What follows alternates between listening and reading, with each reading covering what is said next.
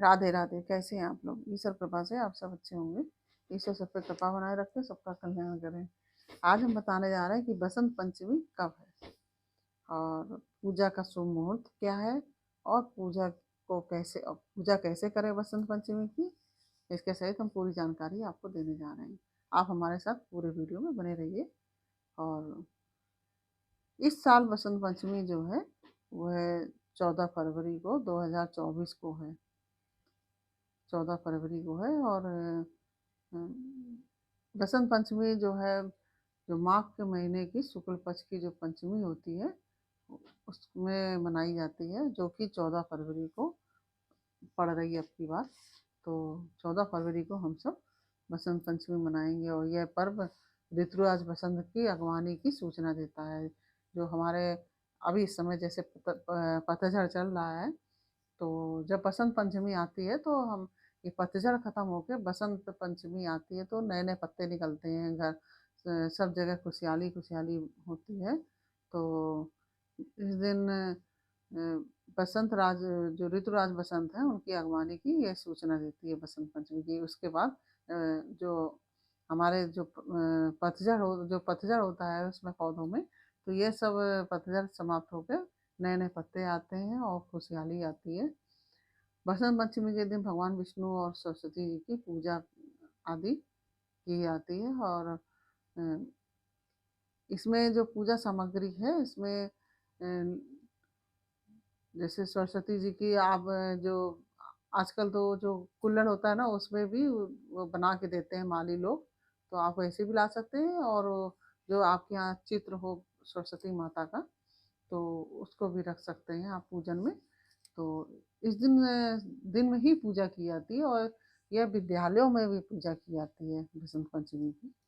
तो इस दिन आप पूजा में क्या क्या चीज़ें शामिल करें। सबसे पहले तो आप पूजा की थाल में जल लें और मौली लें, रोली, मौली मतलब कलावा जिसको बोलते हैं, और रोली, चावल, पीले फूल हैं, गुलाल है, फल है आदि।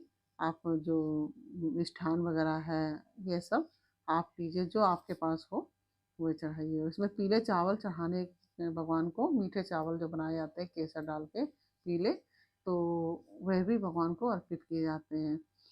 तो फिर दक्षिणा चढ़ाइए और भगवान के धूप दीप आदि दिखाइए।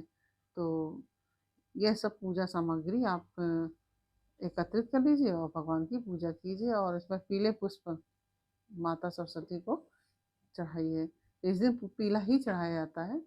और अगर पीले नहीं मिल रहे हैं तो आप सफ़ेद पुष्प भी चढ़ा सकते हैं, वैसे पीले का विधान है इसमें चढ़ाने का।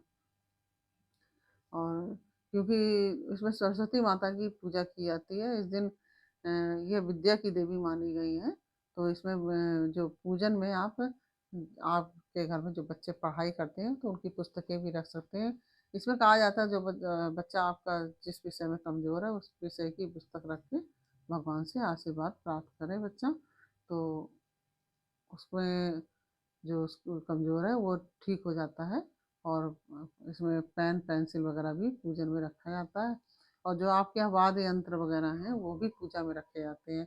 जैसे आपके यहाँ सितार है, गिटार है या ढोलक है, तबला है, जो भी आपके यहाँ हो तो उसको भी आप पूजन में रखिए, उनकी भी पूजा कीजिए। क्योंकि वह सरस्वती माता की पूजा की जाती है, उनके जितने भी आयुध हैं उनकी सबकी पूजा की जाती है। और यह सरस्वती माता जो हमारी संगीत की देवी है। और इसमें विद्यार्थियों शिक्षार्थियों के लिए इसीलिए विशेष दिन और माना जाता है। ये विद्या की देवी है और इसमें विद्यालयों में भी पूजन किया जाता है।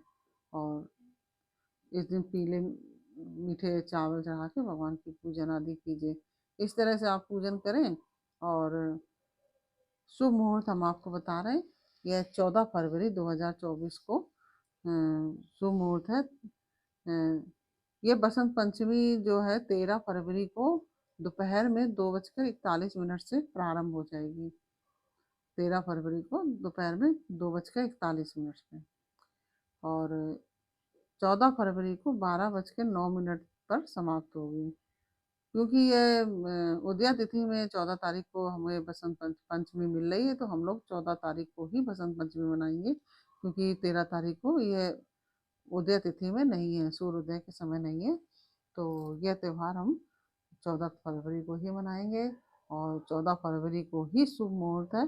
यह मुहूर्त 12:09 तक है, और इस दिन आप पूजन 12 बजे तक कर लीजिए, 12 सवा 12 तक।